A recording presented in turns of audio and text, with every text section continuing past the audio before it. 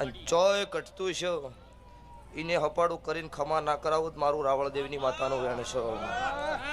તો ભાઈ ચમચમ કરીને ભેળું કર્યું છે, ચમચમ બોધ્યું છે તો ભગવાન જાણે.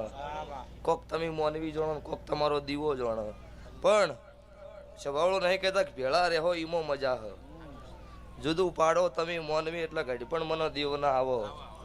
પણ તમે ચોય જુદું ન પાડતા મારા દેવના ચોય પરણાયા જુદું નહીં સભાવાળું. આવું મારા મેલડીના ભગવાન બોલું છું. તે ગોમે ગોમના મેમનું મજા, તમારી ડેકલાની જેડી મજા. જગત ગમે તે વાતો કરો, હું ડેકલાના જેડીની માતા છું. 100 વર્ષે મારા ડેકલાની જેડીનું ઘરણું કર્યા વગર નહીં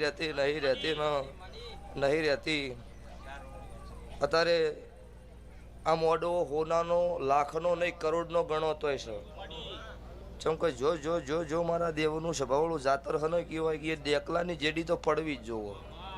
એ જ જાતર કહેવાય, નક ડાયરો કહેવાય. અત્યારે જમોનો છે એવું રહેવું પડે. રીધમ સાઉન્ડનો જમોનો છે જયેશભાઈ, ખબર છે તમને છો આગળ પાછું નહીં થાય. પણ શરૂઆત ઓનથી હોય, પછી ભલે આશીર્વાદ કલાકાર ગવૈયા ગાવી એનાથી મને કોઈ મતલબ નહીં.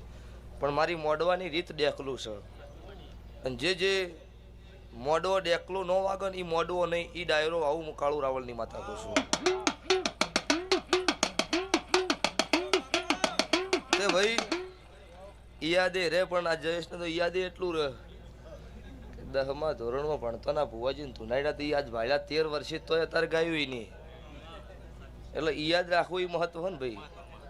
અમે એના પાસે ઘણું મગજ છે ભાઈ, શું ખાય તો ભગવાન જોવાના. પણ ભગવાન છે એનાથી હવાયું રાખશે. છે કે તારો જયેશ ખરોડા ભાવ હારો હો, અને એ ભાવમાં મારો દવારકનો ઠાકર મારા વિહત મેલડીના ભગવાન ચોય ખભાવ નહીં થવા દે. આવું મારા દેવના રોમ બોલું છું ભાઈ. આ મોડવો કોઈને ગ્લાસ પાણી પાયું હોય એનો મજા, કોઈને હવા રૂપિયો આલ્યો હોય એનો મજા. જે વસ્તીએ જે દોડીને ટોપું કર્યું હોય એમનો દરેકનો મજા. કોઈને રૂપિયો હવા રૂપિયો આલ્યા હશે, જેને આલ્યા હે એવું